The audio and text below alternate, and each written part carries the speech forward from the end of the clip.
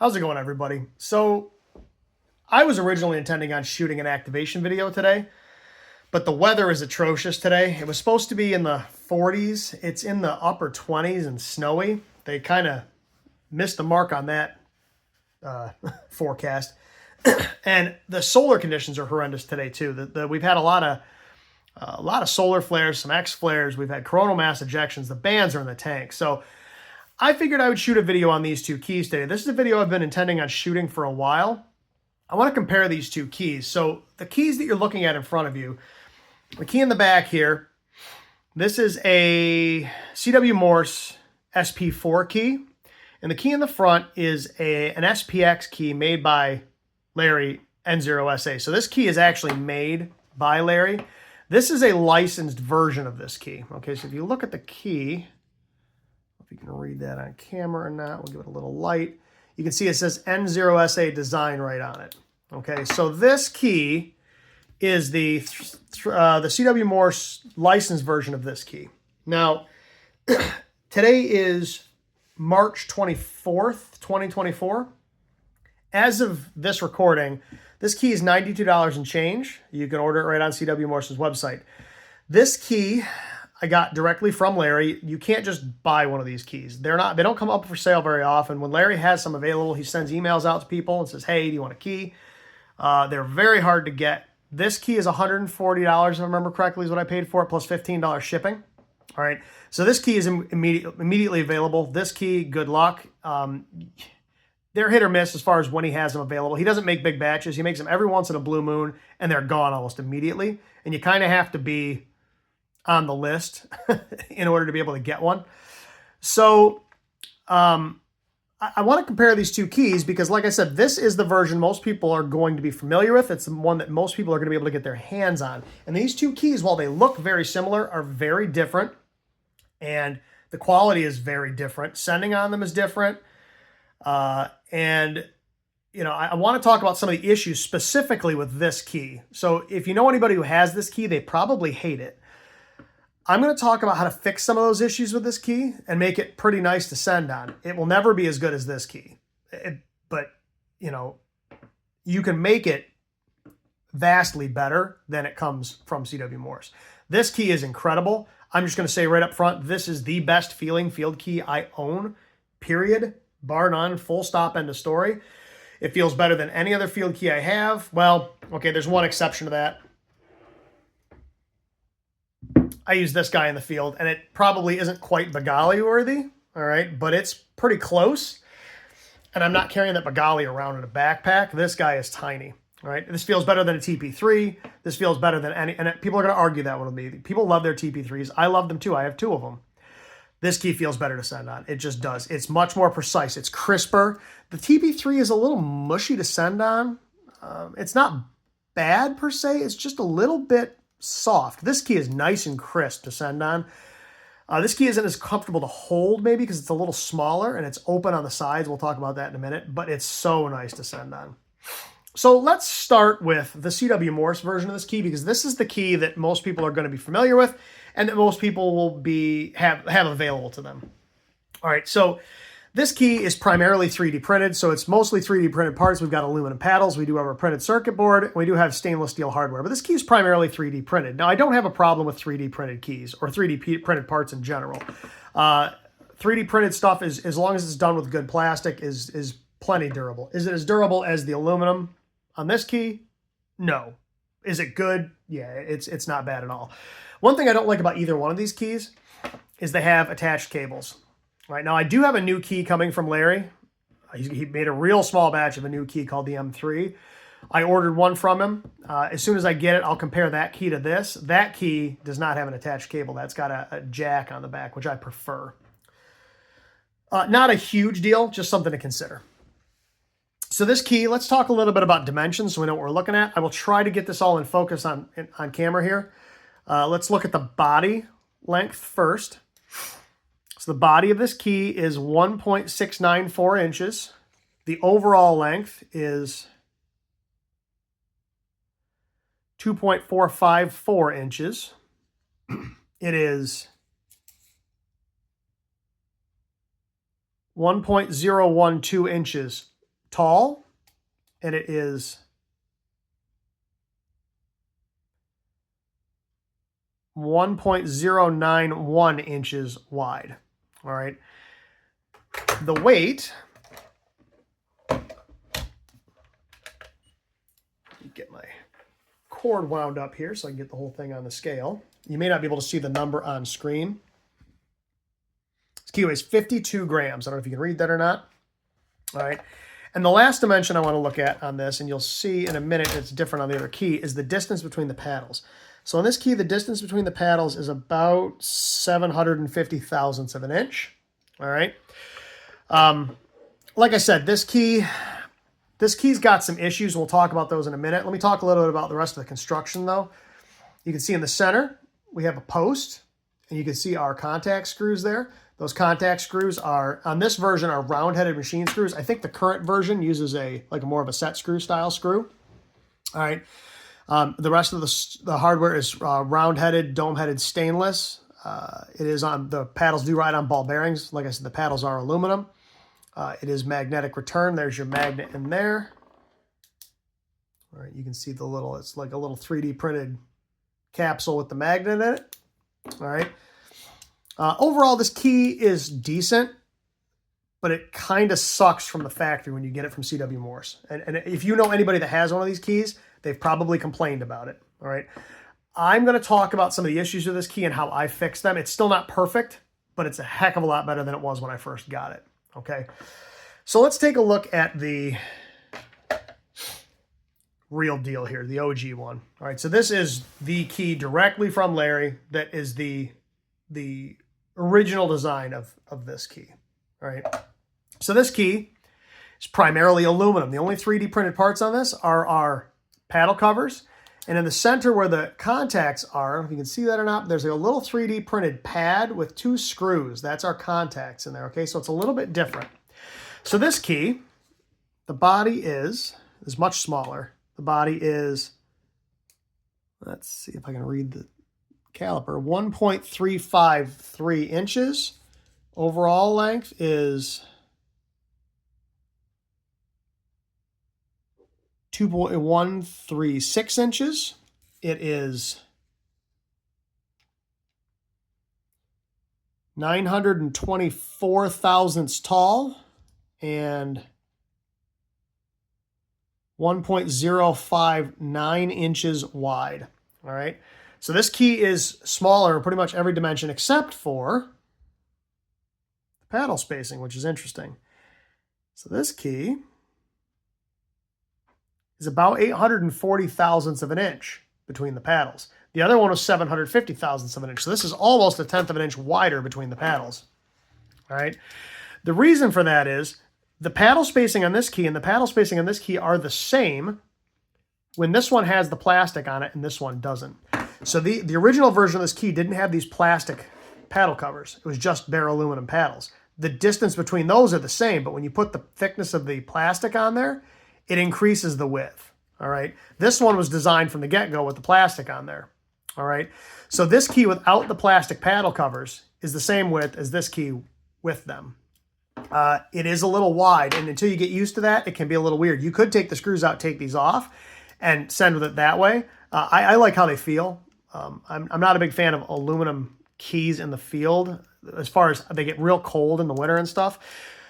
They're more durable, but they do get cold. Now, the Bengali has aluminum finger pieces on it, but I generally don't use that when it's real cold out.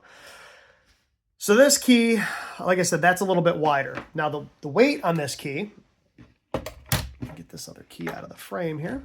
The weight on this key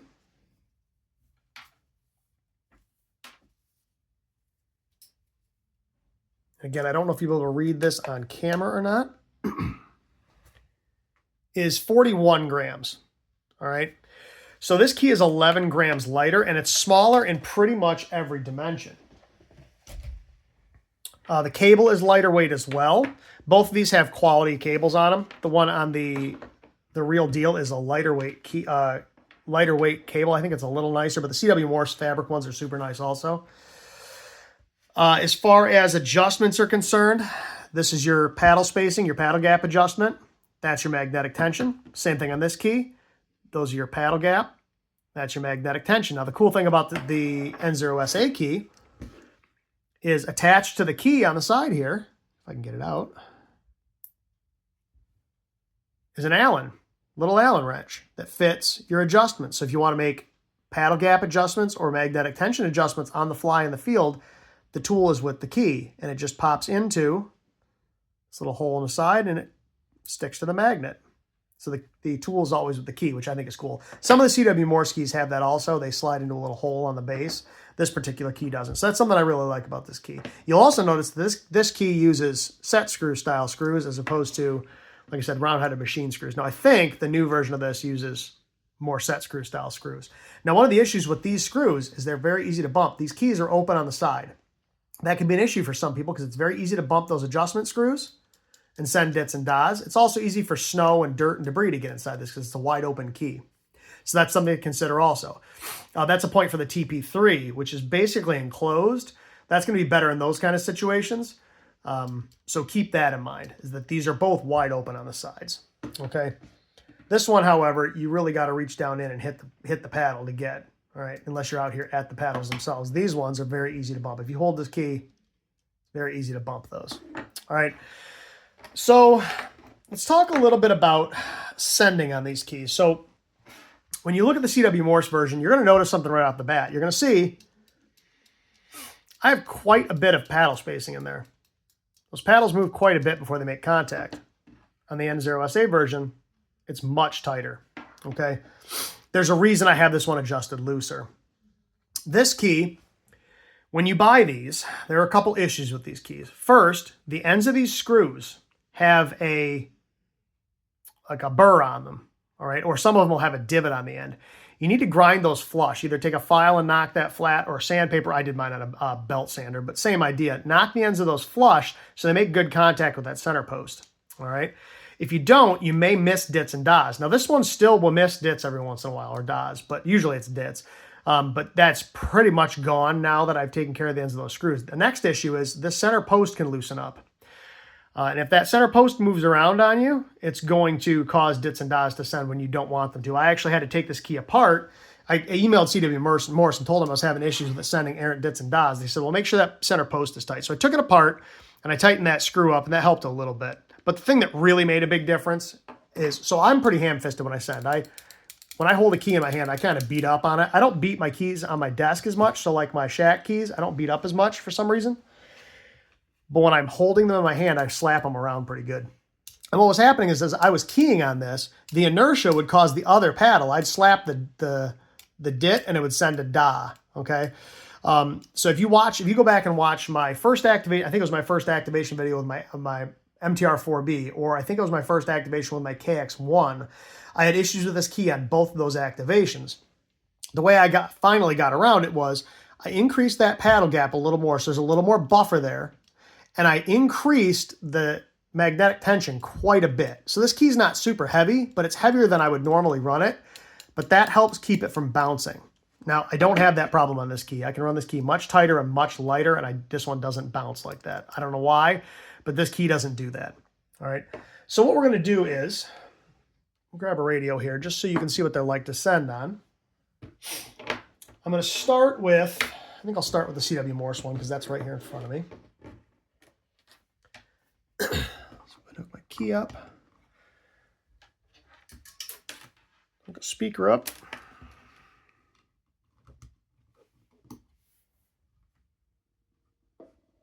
All right. So I'm just transmitting to a dummy load here because, again, we were just talking about what this is like to send on. So you do have to be careful when you grab a hold of these, right? If you move up too far, right, you'll hit those screws. So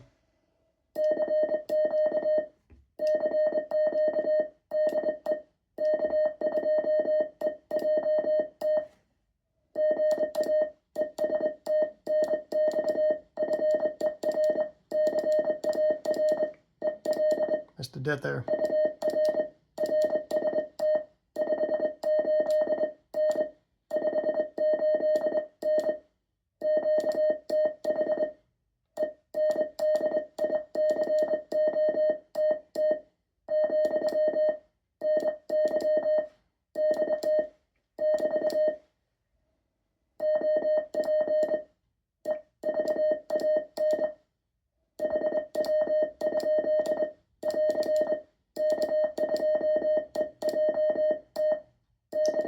All right, so this key's fairly nice to send on. You did notice that I made a mistake or two there. That's just, this key can be a little weird like that sometimes, but some of that's just me, all right? So let me go ahead and swap keys, and we'll go over to the N0SA version, and we'll do the same thing.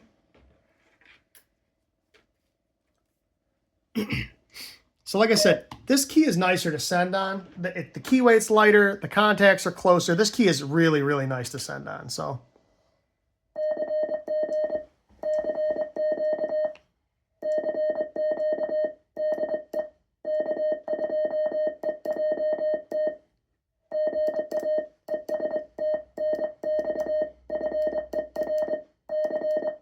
Oop.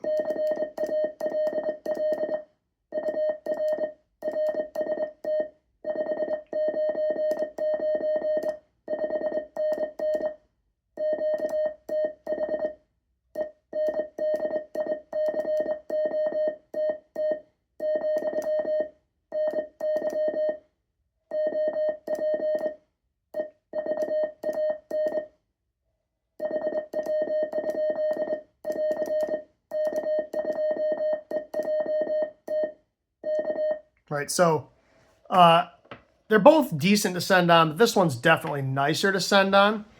Again, it's just a function of being able to run it a little lighter and a little tighter. This key, when you get it, is hot garbage. I'm just going to tell you right off the bat, if you buy one of these, it's going to be atrocious to send on. So be prepared for that until you tune it up a little bit. Now, should you have to tune up a $100 key? Probably not. This one, right out of the box, it's just...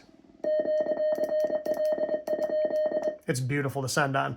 So let me shut that off and unplug these, and let's do some final thoughts here. So like I said, this key is an absolute pleasure to send on. If you can get your hands on an actual key made by Larry, they're a masterpiece. They're a work of art. This is my favorite field key to send on. Like I said, might not quite be as comfortable to hold as some of my other keys because it is small and open on the sides, but it's not an issue for me. I don't have very big hands. One thing to consider is these do come with like 3M, it's like Velcro, but it's not, that you can stick it to stuff. I don't use that. I hold it in my hands. Now this key does have holes tapped in it, both on the bottom and the top. All right. So you could mount this key to something else if you wanted to. This one doesn't have that. This one, you kind of have to use that Velcro. I suppose you could use a Forstner bit and drill a couple holes in here and stick some magnets in it. I guess you could do that. But all in all, this key is phenomenal. This key is what it is. It's okay. It's not built as well, obviously. It's obviously much cheaper, but it really does have some big flaws when you first get it. Anybody who has one of these probably hates it until they get it dialed in. And a lot of people never get them dialed in, so they work okay, and then they just put them in a drawer and they never use them again. Like I said, the big thing with this key, take the burrs off the ends of those screws. Make sure that center post is tight. Run a little bit more paddle gap than you normally would, and run the tension higher than you normally would. And it's pretty decent to send on. It is light. I wouldn't worry about breaking this key. This key, I'm real careful with, even though it's probably tougher than that because it's all aluminum, just because it's really hard to replace. You can't just go buy another one of these, and it is, 1.5 times as expensive as that guy is. But at the end of the day, they're both decent keys. This one is by far and away better than this one, though. Like I said, if you have one of these and it's been miserable and you hate it, try some of those things I just talked about. They tend to make a big difference in how the thing sends. When I get the new key from Larry, I will compare that key to this key, and we'll talk about how I feel about that.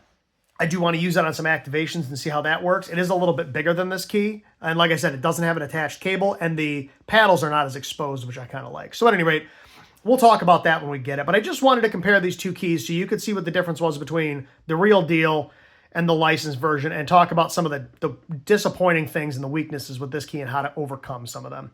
So with that being said, everybody, I really hope you found it informative. I really appreciate everybody watching. And until next time, 7-3.